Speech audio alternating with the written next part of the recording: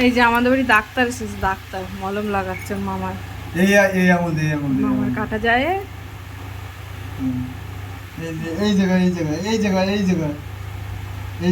ওরে বাবারে, ভয় লাগছে ওর কাটা জায়গায়। তুই হাত ছেড়ে দে, তুই বগল হাত উঁচু কর।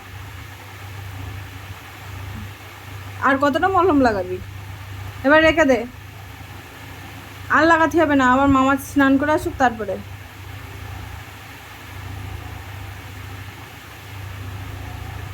মানুষ স্নান করে পরিষ্কার করে তারপর তাই মলম দেয়। রাখ রাখ রাখ রাখ দাদা।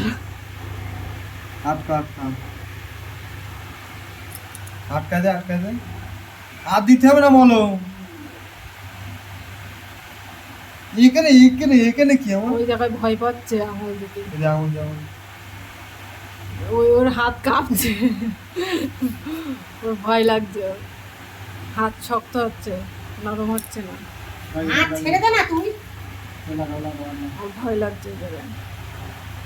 মলম লাগাতে হবে তাই জানে।